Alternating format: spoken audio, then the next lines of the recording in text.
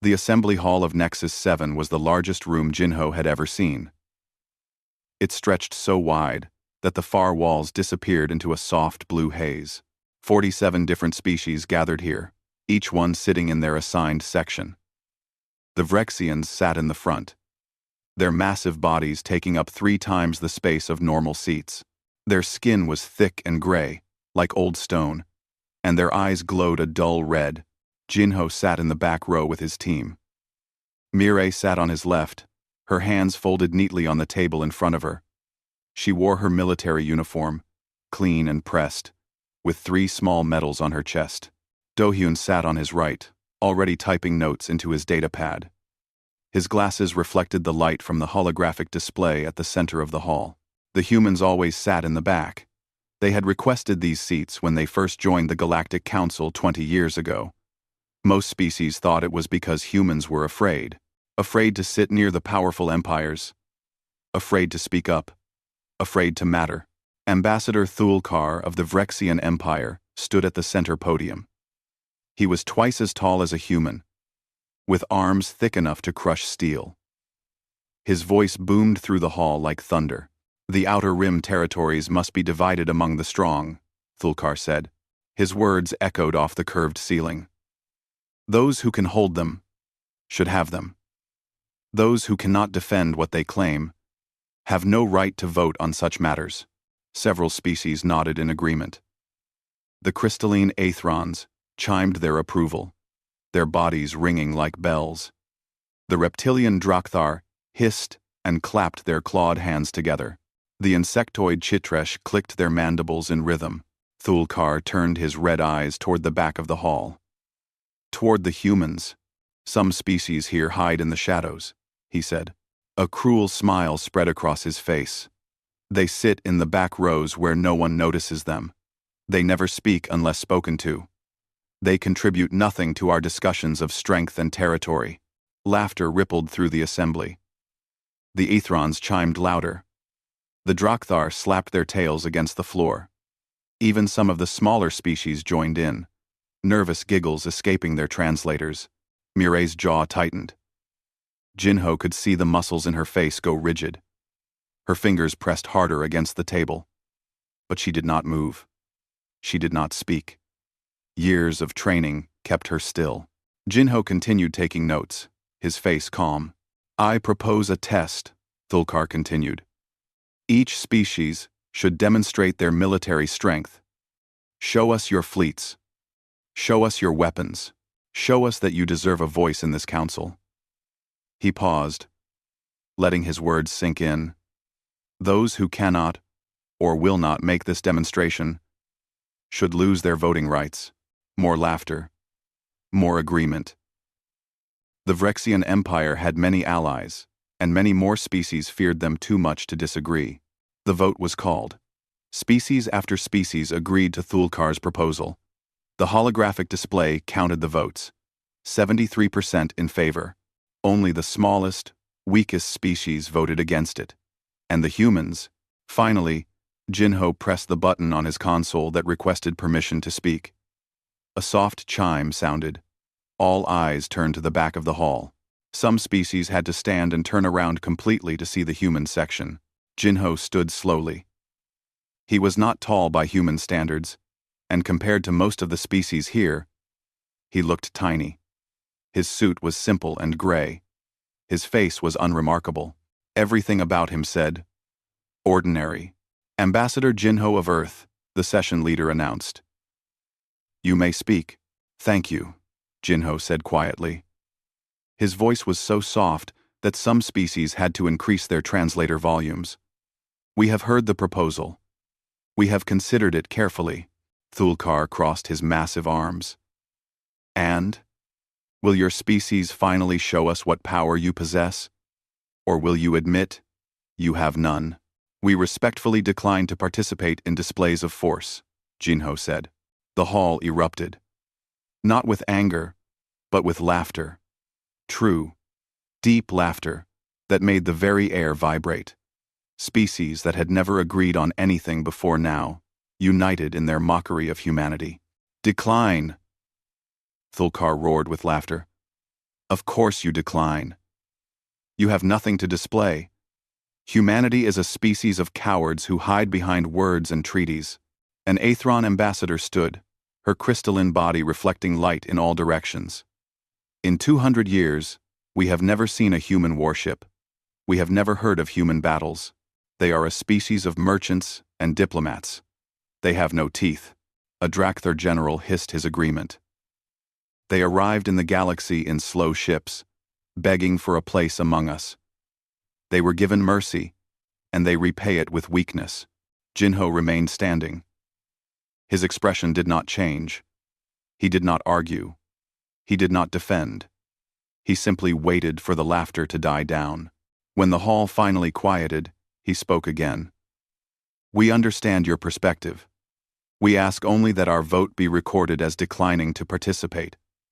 He sat down. This caused another wave of laughter, shorter this time but no less contemptuous. The session continued for another 2 hours.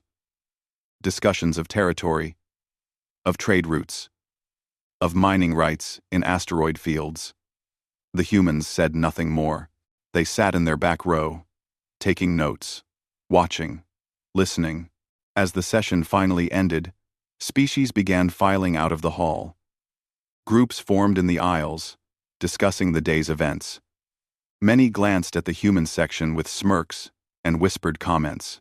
Jinho, Mireille, and Dohyun gathered their materials slowly. They were always the last to leave. A young Aethron intern named Kessa walked past their section. She was new to the council, assigned to assist with documentation. As she passed the human delegates, something caught her attention. The lighting in the assembly hall came from panels in the curved ceiling. The light fell at specific angles, designed to illuminate all sections equally. Every species cast shadows based on these light sources. Predictable shadows, consistent shadows. But behind the human section, the shadows were wrong. Kessa stopped walking. She turned and looked more carefully.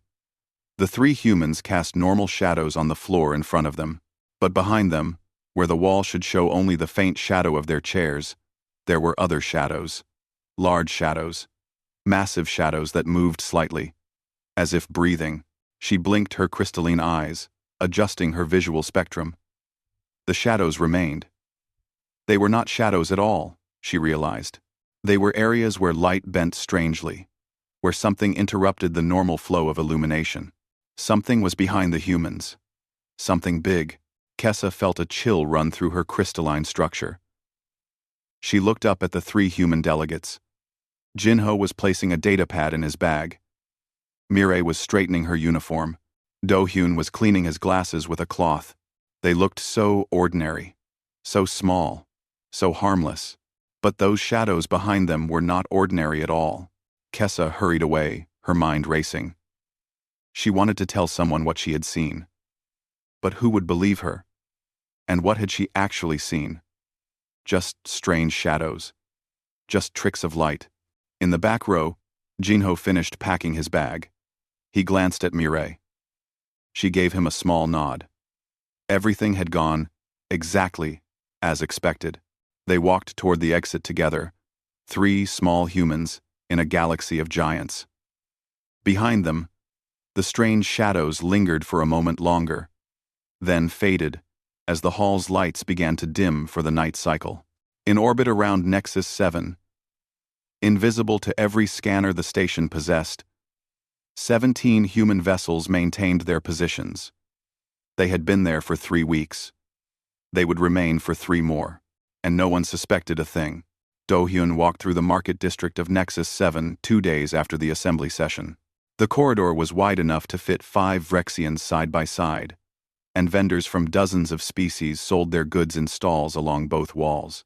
The air smelled like a mixture of strange spices, ozone, and something sweet that Dohyun could not identify. A small creature hopped toward him through the crowd. Rill was barely knee-high to a human, covered in soft gray fur, with long ears that drooped down his back.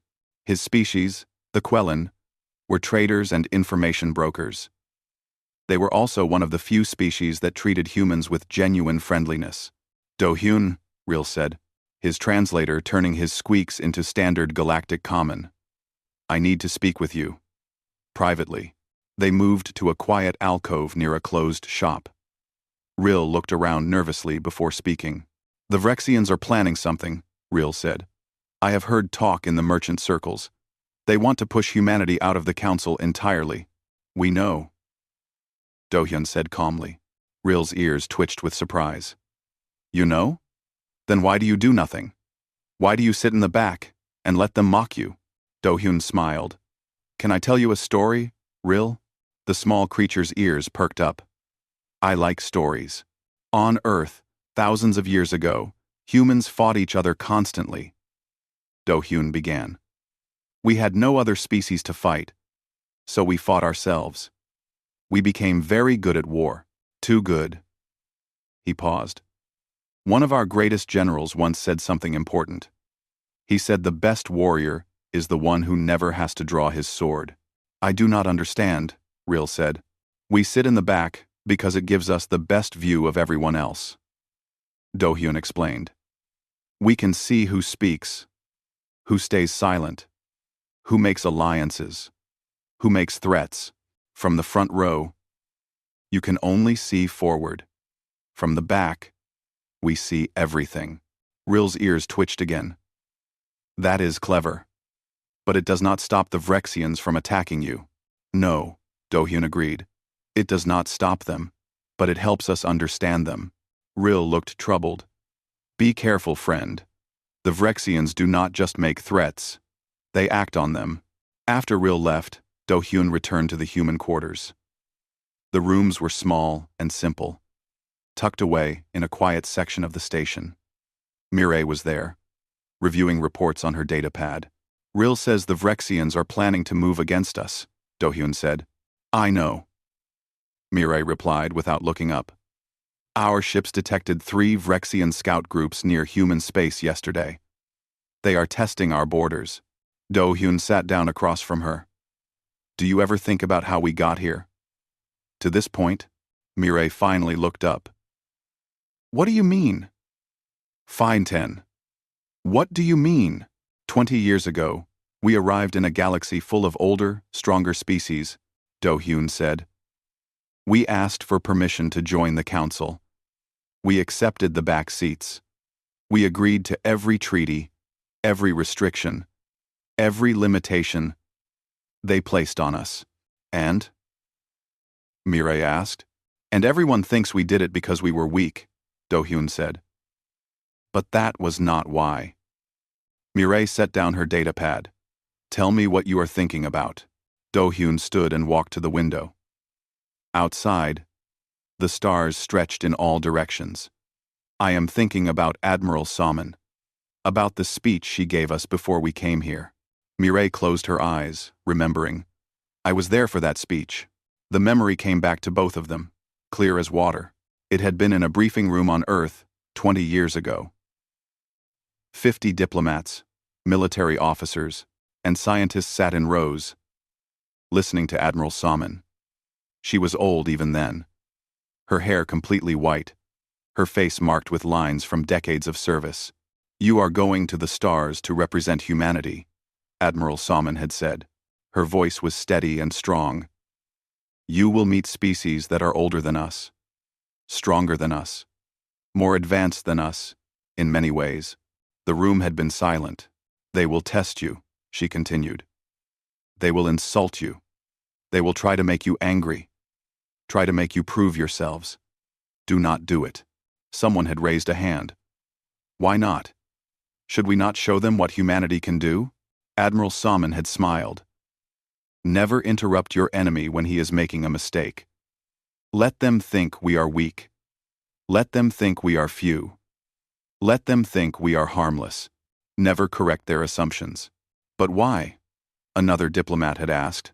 "Because in war, the greatest advantage is surprise," Salmon had explained.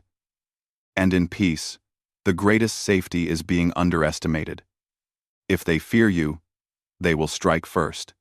If they dismiss you, they will ignore you until it is too late." She had walked to a screen and pulled up an image. It showed human ships, Dozens of them. Sleek and dark. While you sit in that council chamber, while you smile and nod and accept their insults, humanity will be building, she said. We will be spreading across the galaxy quietly. We will be watching. We will be learning. We will be preparing. For what? Someone asked. For the day when they stop laughing, Salman replied. Back in the present, Mireille opened her eyes. She was right. They are still laughing. For now, Do-hyun said. Mireille picked up her datapad again. I have the latest fleet positions. Do you want to see? Yes. She projected a holographic map into the air between them. It showed a section of the galaxy, with different colored markers representing different species' territories. Human space was marked in blue. It looked small compared to the Vrexian red or the Aethron purple. But when Mireille adjusted the display, adding in ship positions, the map changed. Small blue dots appeared throughout the galaxy. Not in impressive clusters. Not in mighty fleets gathered for show, but scattered, spread out, positioned carefully. We have ships everywhere, Do-hyun said quietly. Not everywhere, Mireille corrected. Just in all the right places. How many? Enough, Mireille said. More than enough. A message alert chimed on Mireille's pad. She read it, and her expression darkened. What is it? Do-hyun asked. Colony report. Kepler 442b is detecting incoming ships. Vrexian signatures. Raiders? Do-hyun asked. Looks like it, Mireille confirmed. The colony has about 15,000 people. Mostly farmers and researchers. No military presence. They are testing us, Do-hyun said. Yes. What are our orders? Mireille stood. We bring it to the council. We follow proper procedure.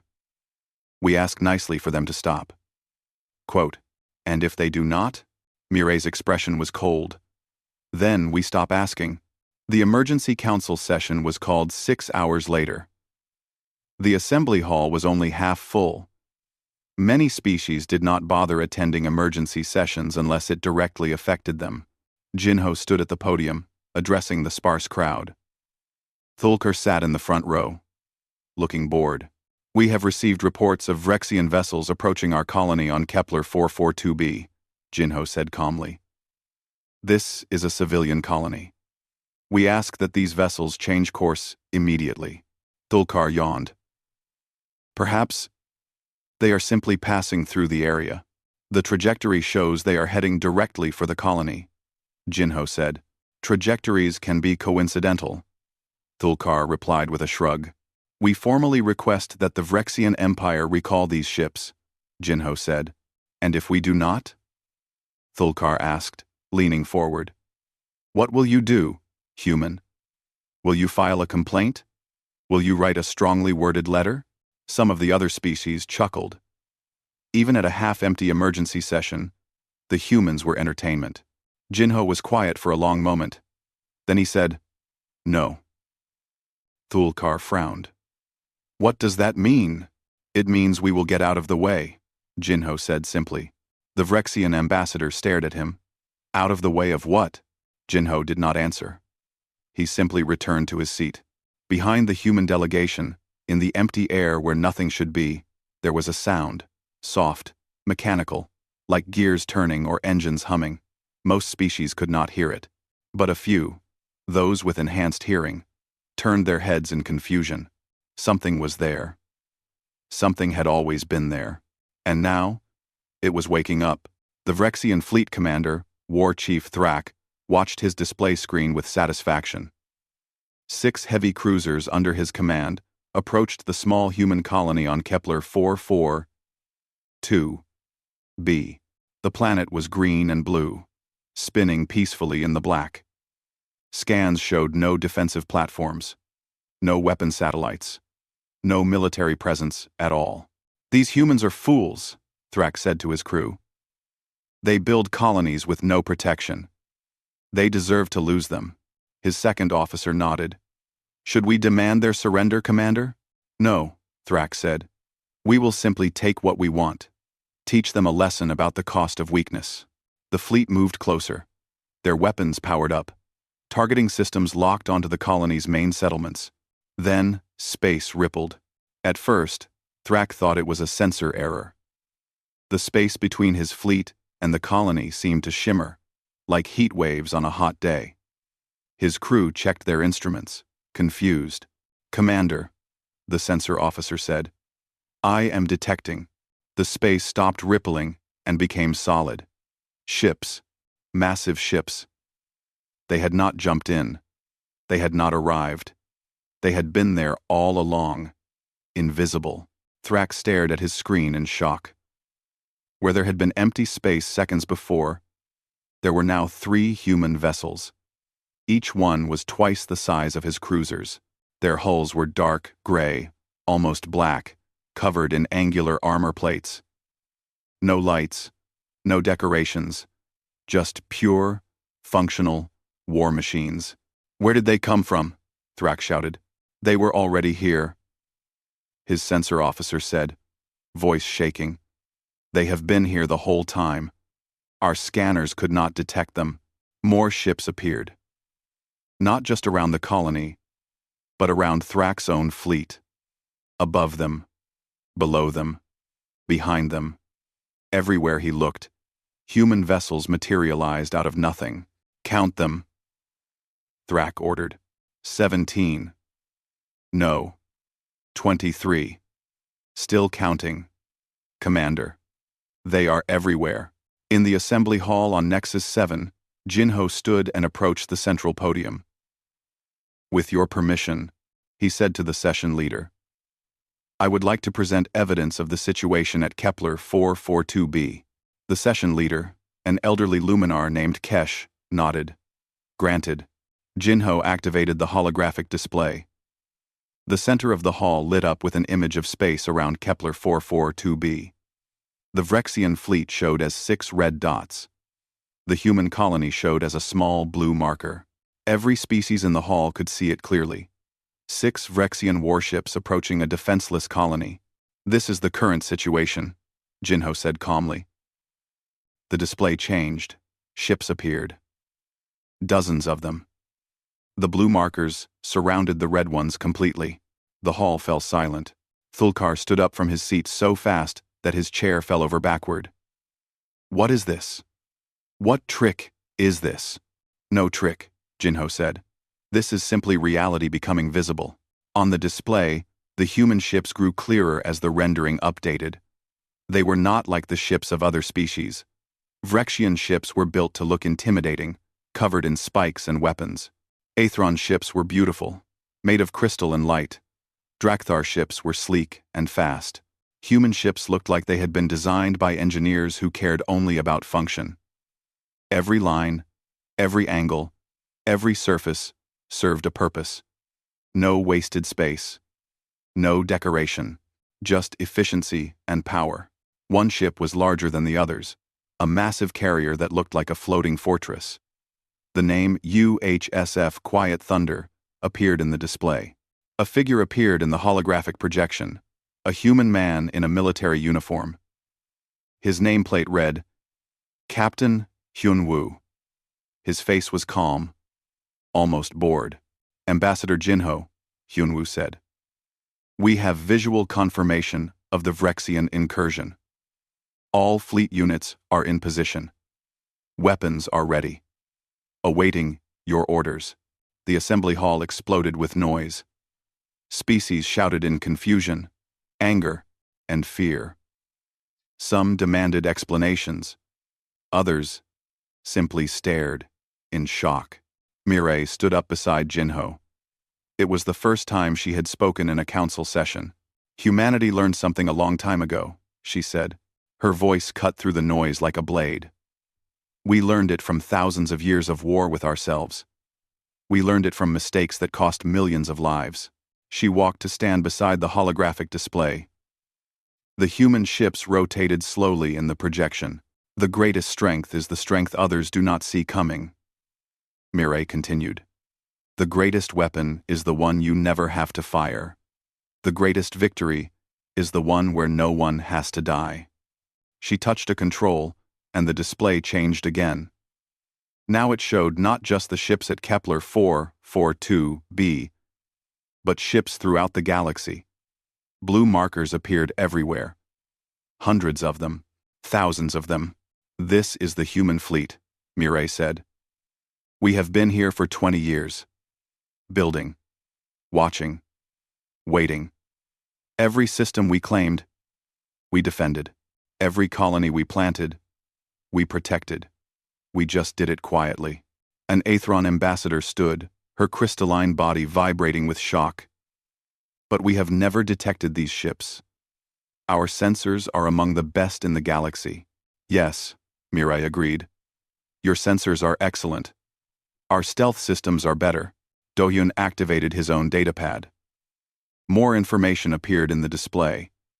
Technical specifications. Ship classifications. Weapon systems. Our largest class is the Fortress-class carrier, Do-hyun explained, pointing to the Quiet Thunder. It carries 3,000 fighter craft and houses 50,000 personnel. It can operate independently for 5 years without resupply. The number made several species gasp. Our Ghost-class destroyers use quantum field manipulation to bend light and sensor waves around them. Do-hyun continued. They are effectively invisible, unless they choose to be seen. More gasps. And our Reaper-class dreadnoughts. Do-hyun paused. Perhaps Captain Hyun-woo can explain those better. In the holographic display. Hyun-woo nodded. The Reaper class mounts our primary offensive systems. Railguns capable of accelerating projectiles to 0.9 light speed. Quantum disruptors that can destabilize molecular bonds. Gravity well generators that can trap entire fleets in place. And AI-guided micro-drone swarms. How many drones? Someone asked. Per ship? Hyun-woo said. Approximately 5 million. The hall went silent again. Thulkar found his voice. You are threatening us. This is an act of war. No, Jinho said calmly. This is a response to your act of war. Your ships approached our colony with weapons armed. Our ships were already there. Protecting our people. We simply made them visible. You hid this strength from the council, Thulkar roared. Jinho shook his head.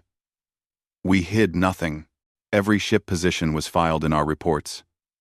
Every fleet movement was recorded in public documents. We followed every rule, every protocol, every law of the council. A young human woman stood up from the delegation.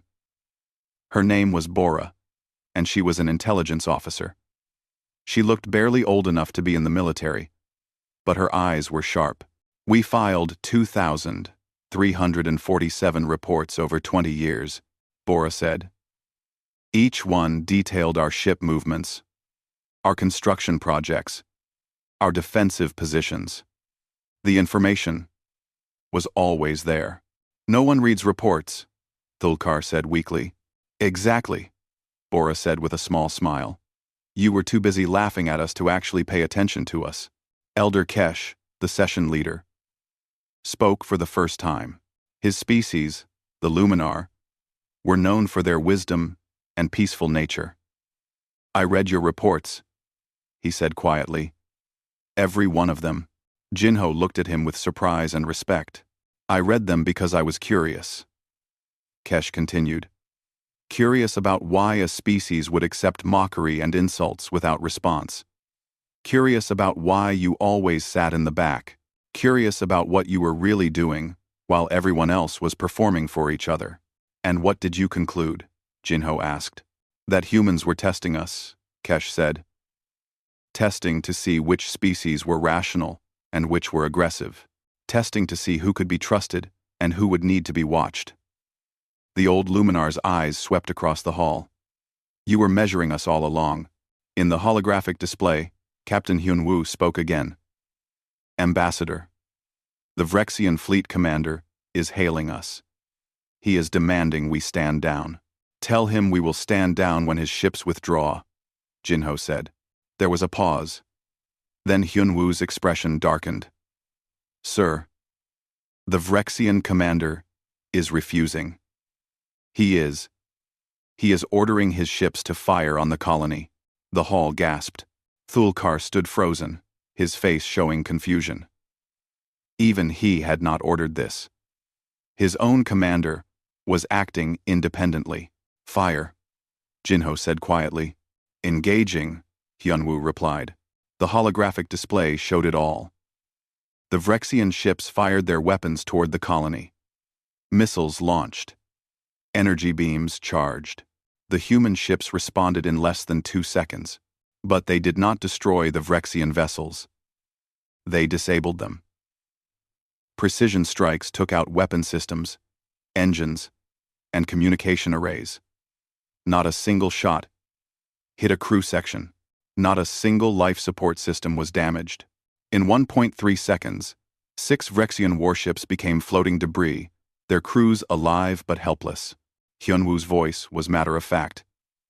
Vrexian fleet neutralized. All enemy crew members are confirmed, alive and unharmed. Life support is fully functional. They can be safely towed home. The assembly hall was so quiet that people could hear their own breathing. Jinho looked at Thulkar. Your ships attacked our people. We defended them. That is what strength is for. War Chief Thrak floated in the command chair of his disabled ship. Emergency lighting cast red shadows across the bridge. His crew worked frantically at their stations, trying to restore systems that would not respond. Life support is stable, his medical officer reported. All crew members are alive. No injuries. Weapons? Thrak asked. Gone. Every system destroyed with surgical precision. Engines? Destroyed. Communications? We can receive but not transmit. Thrak slammed his fist against the armrest. They had been defeated in seconds, and they could not even tell their own empire what had happened. They could only listen and wait. His display screen flickered to life. It showed the human captain, Hyunwoo, sitting calmly on his own bridge.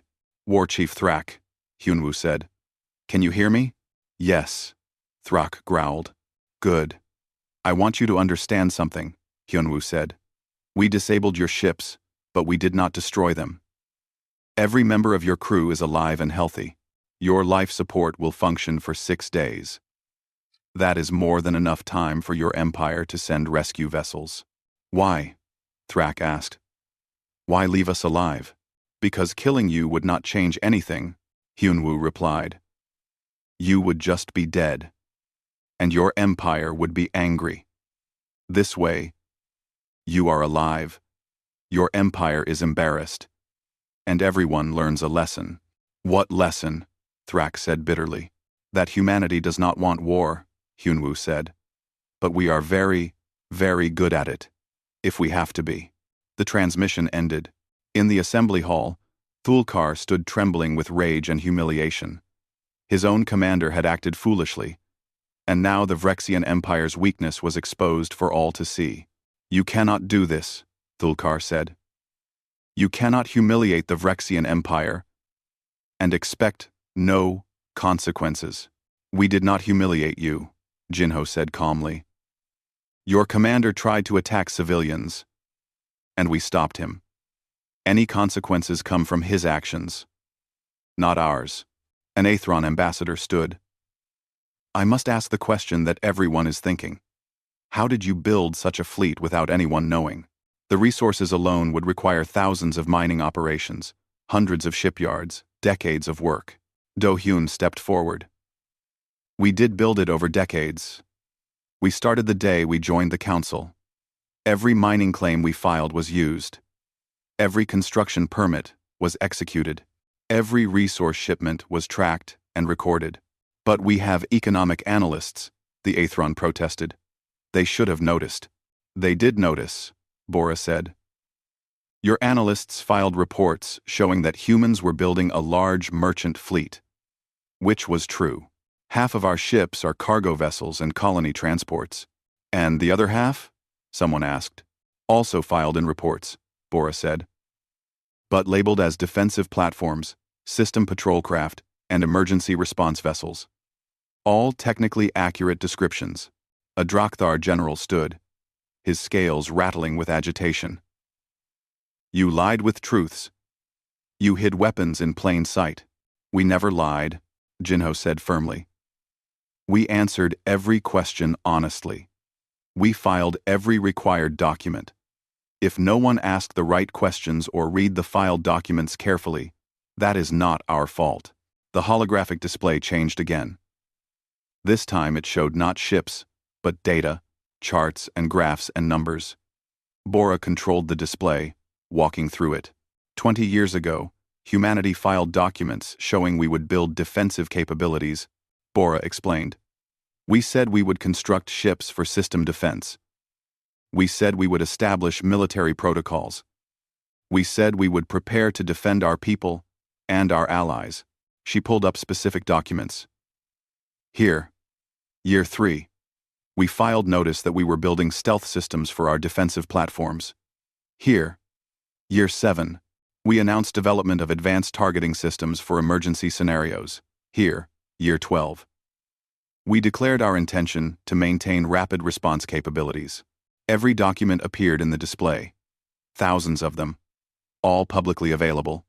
All filed properly. The information was always there, Bora said. Most species just assumed we were being overly cautious or paranoid. Some thought we were wasting resources. Others thought we were trying to look tough, while actually being weak. We never corrected those assumptions, Mireille added. Sun Tzu, an ancient human strategist, wrote, "All warfare is based on deception. When you are strong, appear weak. When you are near, appear far." Elder Kesh spoke again. But why? Why this elaborate deception? Why not simply announce your strength and take your place among the powerful? Jinho was quiet for a moment. Then he walked to the center of the hall, standing beside the holographic display. Because Earth's history is written in blood, Jinho said softly. For thousands of years, humans fought humans.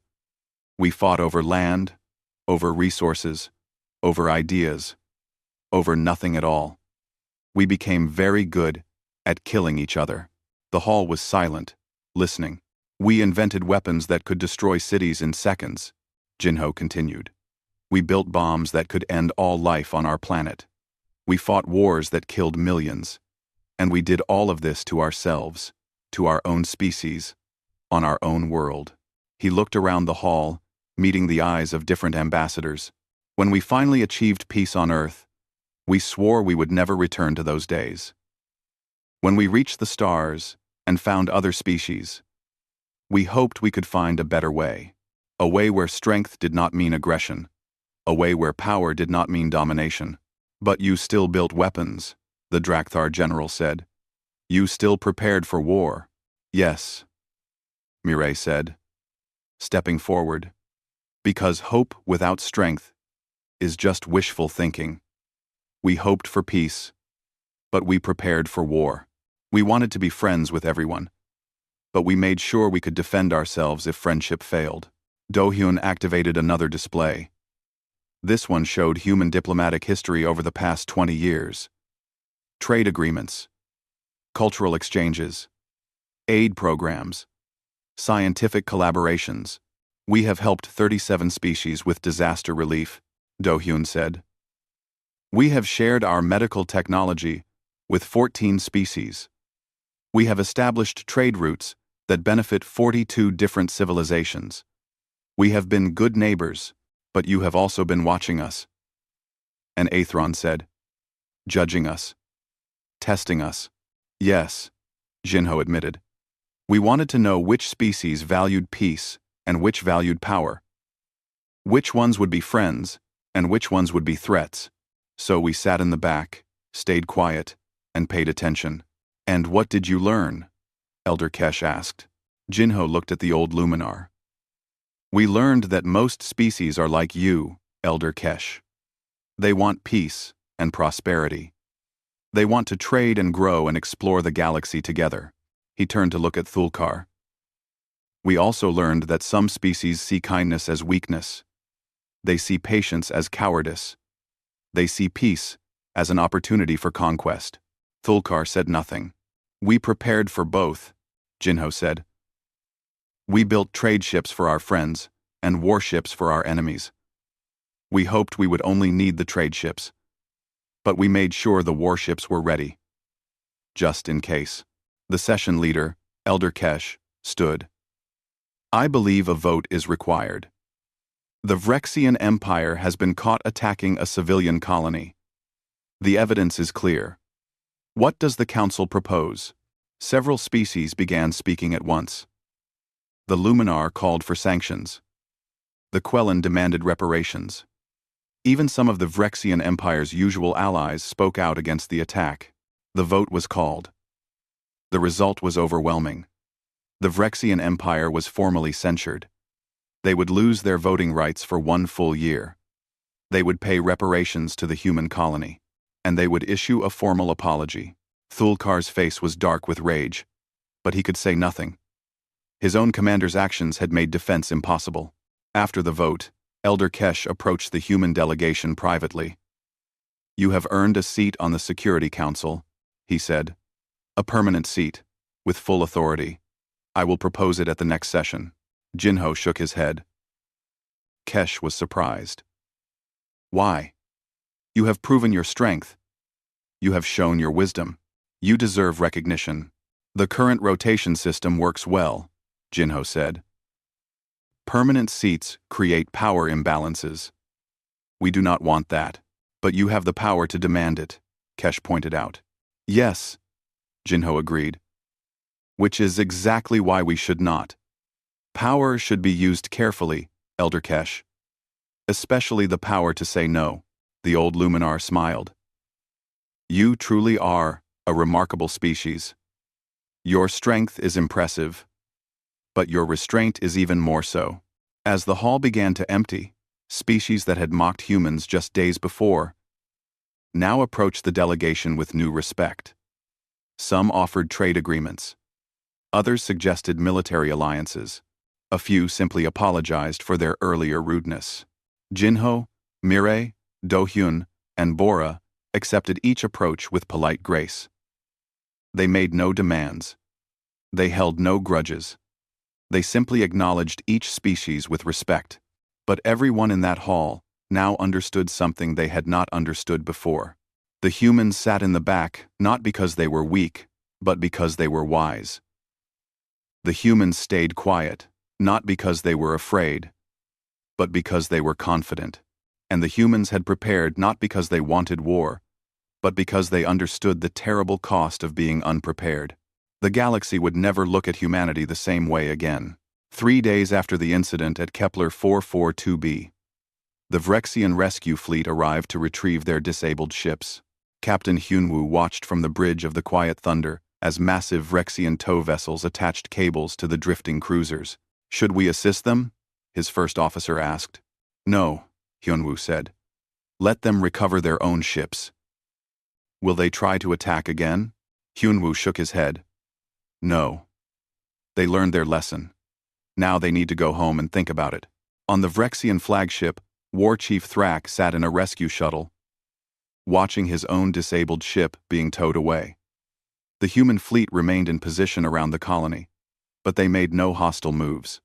They simply watched and waited. A young Vrexian officer sat beside Thrak.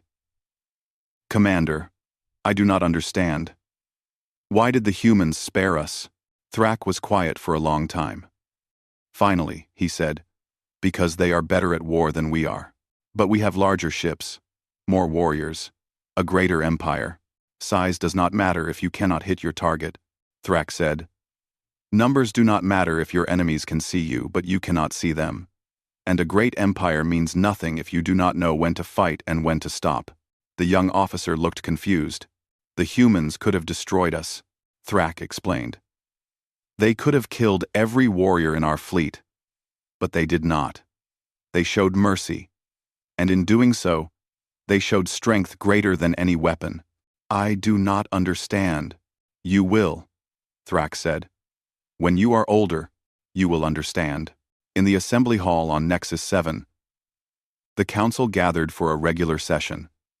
Jinho, Mireille, Dohyun, and Bora walked to their seats in the back row, just as they always did. Several species watched them walk past. Some nodded with respect. Others simply stared. The mockery was gone. The laughter was gone. In its place was something new, something the humans had never sought but had earned anyway. Respect. Rill, the small Quellan, hopped over to their section before the session began. His ears were perked up with excitement. "Jinho," Rill said. "I heard that 17 species have requested trade agreements with humanity in the past 3 days. 18, Jinho corrected with a small smile. The Aethrons sent one this morning. This is wonderful, Rill said. You are finally getting the recognition you deserve. We did not do it for recognition, Mireille said quietly. Rill's ears drooped slightly. Then why did you do it? Do-hyun leaned forward. Do you remember the story I told you? About the warrior who never draws his sword? Yes, Rill said. We did it so we would never have to do it again, Do-hyun explained. If we had hidden our strength and then been attacked unprepared, many people would have died. If we had shown our strength from the beginning, other species might have attacked us out of fear. So, we waited. We prepared. And we hoped we would never need to use what we built. But you did need to use it, Rill pointed out. Once, Mireille said. We needed to use it once, to show that we could. Now everyone knows. Now no one else will make the same mistake. So we saved lives. Not just human lives, lives throughout the galaxy. Rill was quiet, thinking about this. Then, his ears perked up again. You are very wise. For a species so young. We are old in the ways that matter, Jinho said softly. The session began. Elder Kesh called the assembly to order. The day's agenda included trade negotiations, scientific research proposals, and territorial surveys. Normal business. But throughout the session, something was different. When Jinho pressed his button to speak, no one laughed. When Mireille offered military assessments, no one dismissed her. When Do-hyun presented scientific data, no one questioned his expertise. The humans were no longer background noise. They were no longer the joke species in the back row. They were equals, partners, allies, and for some species, they were a reminder. A reminder that strength comes in many forms. That wisdom sometimes means staying silent. That the greatest power is the power held in reserve. After the session ended, Jinho stood alone in the empty hall. Mirai, Do-hyun, and Bora had gone back to their quarters. Most other species had left, but Elder Kesh remained, sitting quietly in his seat. The old Luminar stood and walked slowly to where Jinho stood. May I ask you something? Kesh said. Of course, Elder. When your people first came to this galaxy, were you afraid? Jinho considered the question. Yes. Very afraid. Very afraid. Of what? Of repeating our mistakes, Jinho said. Earth almost destroyed itself many times. We fought terrible wars. We built weapons that could end all life. We came very close to extinction more than once. Kesh nodded slowly. And when you found that the galaxy was full of other species, many of them more powerful than you, what did you feel? Relief, Jinho said. And terror. Relief that we were not alone in the universe. Terror that we might spread our violent nature to the stars. But you did not, Kesh observed. We tried not to, Jinho corrected. We tried very hard. We built weapons, yes, but we built them defensively. We prepared for war, but we worked for peace. We hoped for the best but prepared for the worst. Kesh smiled. 20 years ago, when your people first arrived, I was afraid too. Jinho looked at him with surprise. I was afraid, because I had read your history, Kesh explained. I knew what humans had done to themselves. I knew the violence in your past. I feared you might bring that violence to the galaxy. And now? Jinho asked. Now I understand, Kesh said. You did not bring violence. You brought the wisdom earned from violence. You brought the lessons learned from war. You brought the knowledge of what happens when strength is used wrongly. The old Luminar placed a gentle hand on Jinho's arm. That is why you sit in the back. Not because you are weak, but because you have seen the cost of being strong. Not because you are afraid, but because you know what there is to fear. Jinho felt something tight in his chest loosen. You understand. I understand, Kesh confirmed.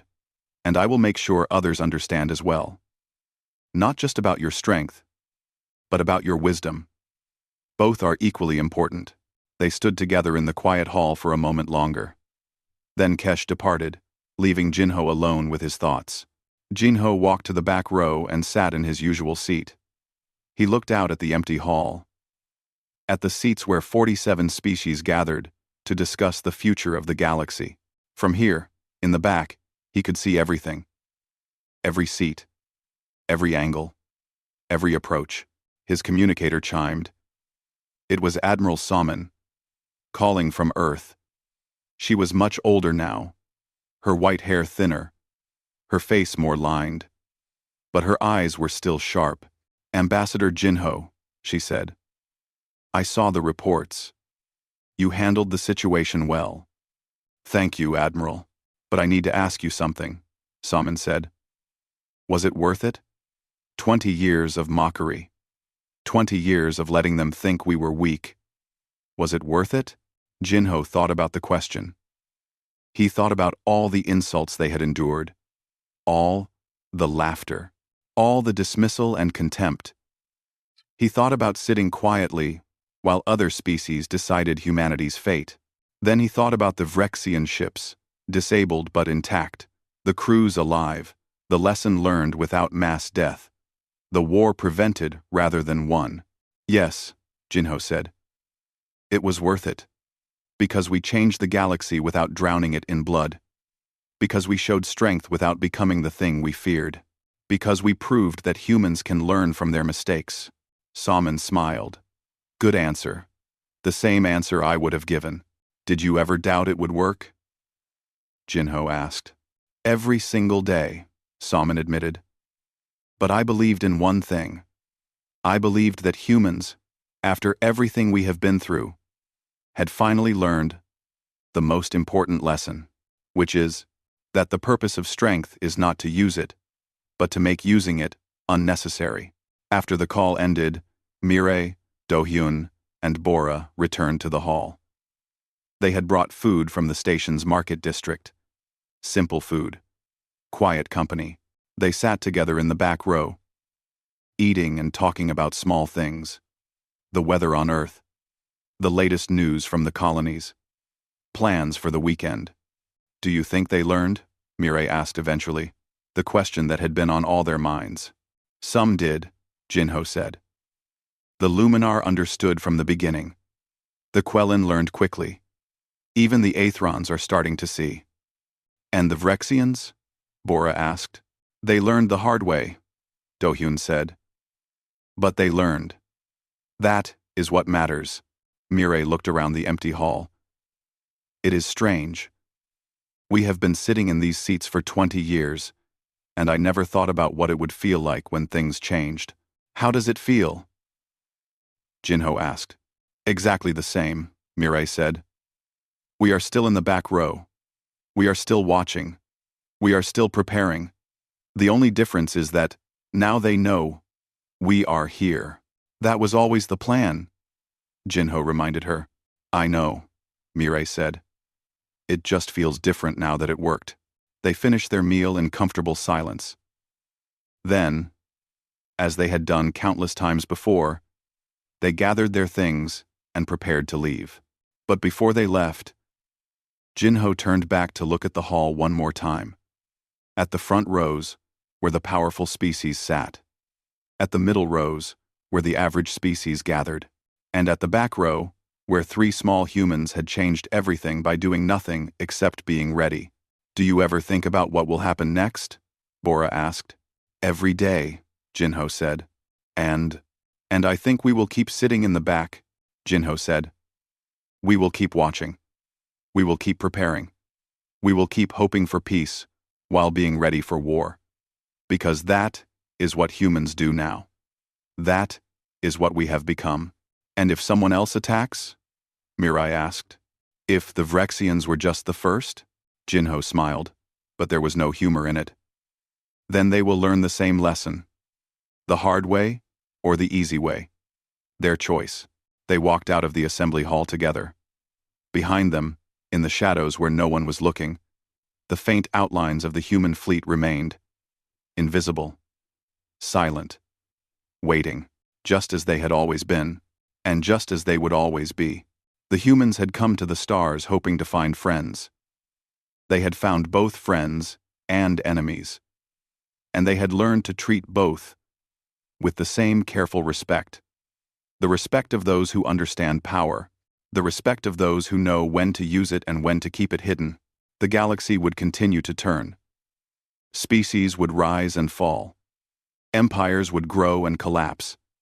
But in the back row of the assembly hall, 3 humans would keep watching, keep learning, keep preparing, because that was the human way now. Not the way of conquest or domination, not the way of pride or arrogance, but the way of quiet strength, the way of patient wisdom, the way of those who have seen war and chosen peace, but never forgotten how to fight, the way of those who sit in the back and let others laugh, because they know that the last laugh belongs to those who are still standing when the laughter stops.